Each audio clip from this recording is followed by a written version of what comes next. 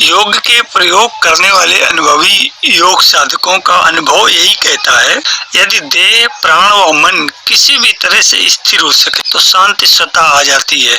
ये प्रयोग देह, प्राण व मन को स्थिर, शांत व सुखमय बनाते हैं। बाद में यही शांति जीवन को सुखमयता प्रदान करती है। इसके विपरीत जीवन के जिस आयाम में स्थिरता नहीं है, वहाँ सहज स्वाभाविक अशांति छाई रहती है। यही अशांति जिंदगी के उस आयाम के सुखों का हरण कर लेती है जो अस्थिर और अशांत है।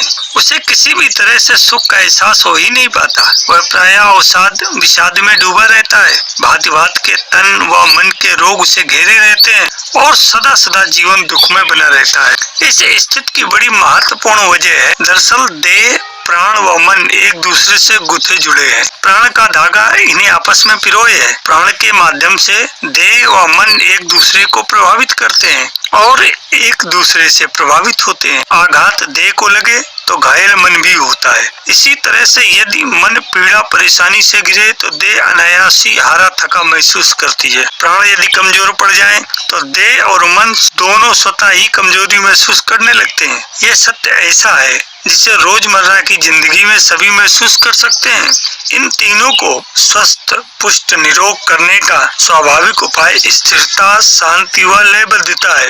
यह स्थिरता, शांति व लयबद्धता प्रगाढ़ होती जाए और इसकी चरम अवस्था आ पहुँचे तो साधक समाधि अवस्था को प्राप्त करता है। यहाँ ये समझ लेना आवश्यक है कि यदि ईश्वर प्राधान परिपक्व हो जाए तो समाधि की सिद्धि हो जाती है, क्योंकि ईश्वर प्राधान की साधना में ईश्वरीय चेतना साधक को निरंतर अपने आप से लयबद्ध करती रहती है। इस लयबद्धता के वर्तुल में संपूर्ण अस्तित्व सहज ही शांत हो जाता है और स्वाभाविक ही सबोध स्थिरता पुष्ट होती जाती है। हालांकि यह ईश्वर परिधान की साधना केवल वही कर सकते हैं जो भावनाओं से भरे हैं, जिनका अंतःकरण निर्मल व भक्ति से ओतप्रोत है, जो परमेश्वर का सानिध्य हर पल हर क्षण अनुभव करते हैं। जिनके पास परिष्कृत व देवी भावनाएं नहीं है, उनके लिए ये सब लगभग असंभव है।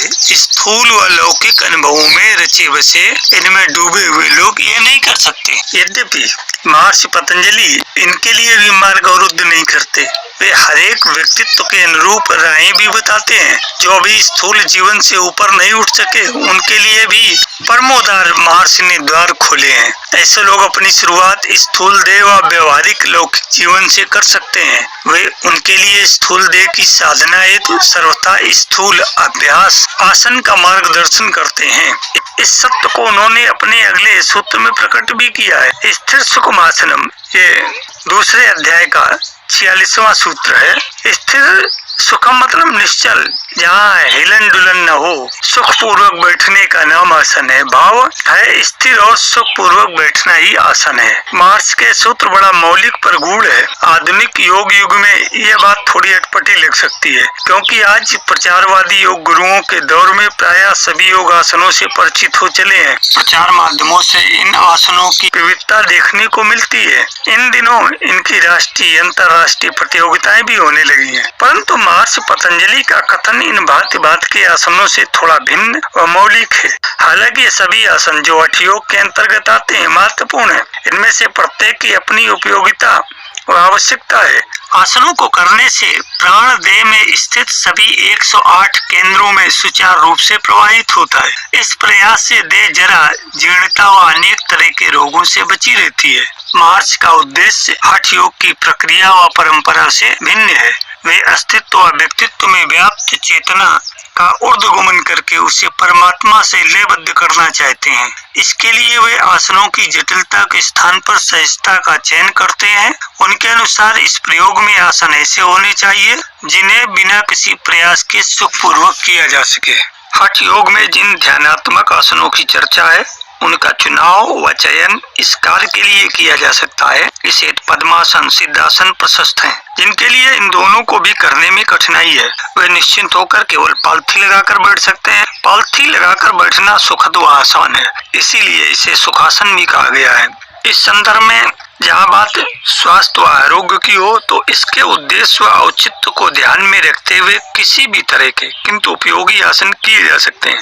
स्वास्थ्य के लिए आयु व रोग की स्थिति अथवा शरीर की स्थिति को ध्यान में रखकर कतिपय ऐसे आसनों के समूह को चुना जा सकता है जिनका नियमित अभ्यास होता रहे। परंतु जब बात साधना की हो तो केवल ऐसे आसन का चयन करना चाहिए जिसमें दीर्घ काल तक बिना किसी प्रयास व कष्ट के बैठा जा सके। साधना के लिए आसन वह उपयोगी है जो देह, प्राण व मन को स्थिरता व लय दे सके। इस संबंध में जानना अति आवश्यक है कि यदि देह को दीर्घ काल तक स्थिर रखा जा सके तो उसमें स्थित प्राण व मन भी अनायास ही स्थिर होने लगते हैं। हालांकि ऐसा दीर्घ काल के अभ्यास के बाद होता है, पर होता अवश्य है। आसन के अभ्यास के लिए पहले अपने शरीर व मन की स्थिति के अनुरूप किसी भी आसन यथा पद्मासन, सिद्धासन, सुखासन का चयन कर लेना चाहिए। फिर समतल भूमि या तख्त पर मुलायम बिछौना बिछाकर उस पर बैठकर ऐसी योग क्रिया अथवा मंत्र जाप या ध्यान में संलग्न होना चाहिए। आसन पर यूं ही व्यर्थ बैठे रहना बहुत उपयुक्त नहीं है। अच्छा है इस अवधि में मंत्र जप अथवा ध्यान आदि के अभ्यास किए जाएं, तो स्थिरता, शांति व लयबद्धता अनायास ही सधने लगती है। इस प्रयास में आसन भी अनायास परिपक्व होने लगता है।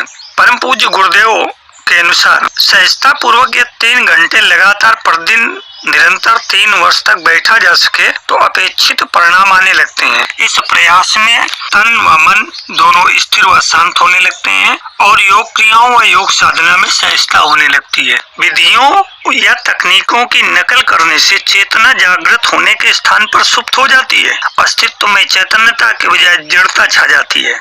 महर्षि पतंजलि अपने योग के प्रयोग के माध्यम से योग साधक को सम्यक, संबुद्ध, संपूर्णता में चेतन बनने की ओर अग्रसर करते हैं। इसीलिए उनकी विधियों में विवेक है, मौलिकता की तनिक भी अवहेलना नहीं है, बल्कि उसका विकास और परिष्कार है। विधियों की नकल के अंधी दौड़ की एक आध्यात्मिक कथा जो गुरुदेव ने सुनाई थी।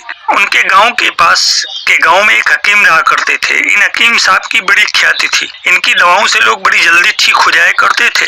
इसी कारण इन्हें लोग दूर दूर से बुलाते थे। लेकिन अपने बुढ़ापे की वजह से हकीम साहब को दूर दूर तक जाने में परेशानी होती थी। इसी वजह से उन्होंने एक युवक को अपना शागिर्द बनाया।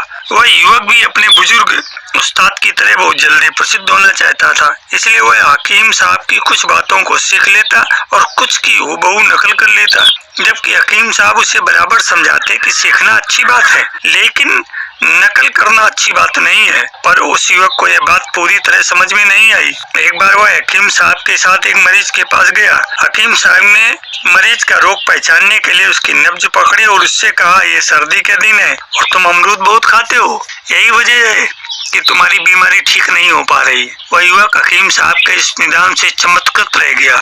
उसने उनसे पूछा कि आपने नब्ज देखकर कैसे बता दिया कि वह व्यक्ति अमरूद खाता है। बूढ़े हकीम ने उसे देखकर मुस्कुराकर कहा, अरे भाई यह तो साधारण सी बात है।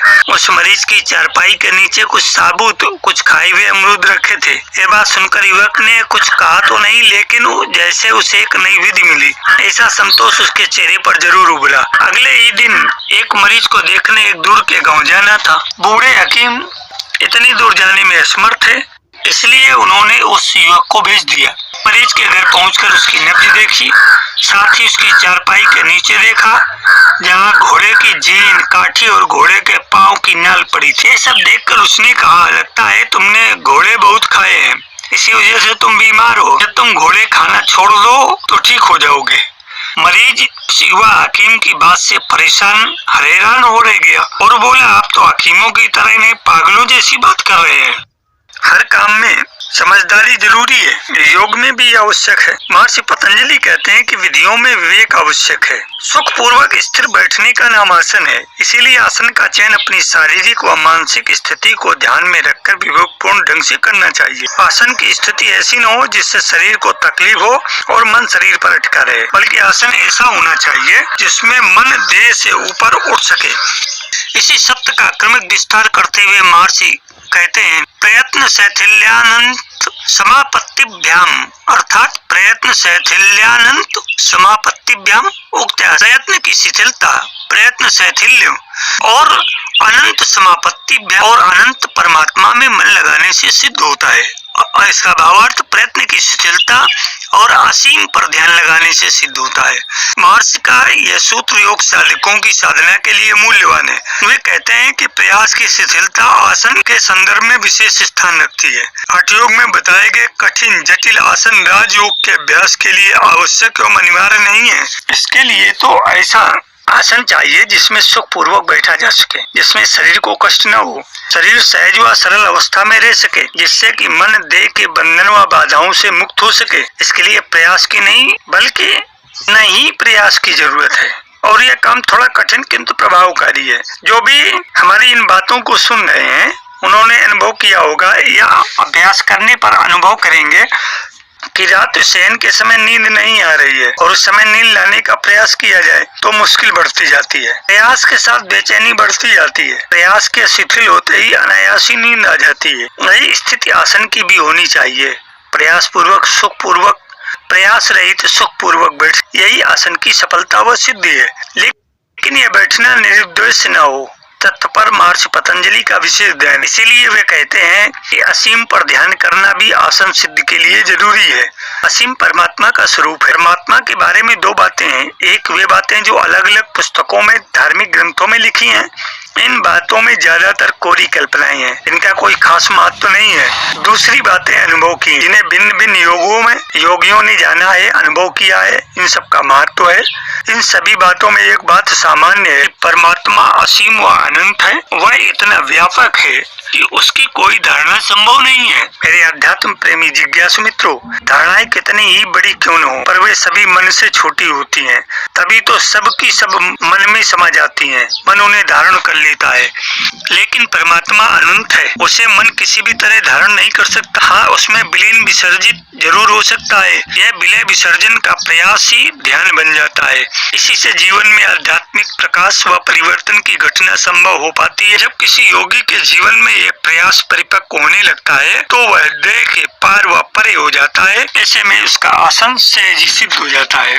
मेरे आत्मीय सज्जनों, कई उदाहरणों से और बात को सूत्रों के माध्यम से सरलता से ध्यान करने के पश्चात संभवतः ये बात आपको अच्छी तरह से समझ में आ गई होगी। आप इसको अच्छे से समझ करके इसको यदि अपने परिवेश में अपने ऊपर धारण करेंगे तो निश्चित ही आप उस सहज और सिद्ध योग को प्राप्त होंगे जो महर्षि पतंजलि ने, हमारे योगियों ने और पूर्वजों ने बहुत परिश्रम के पश्चात खोज निकाला था।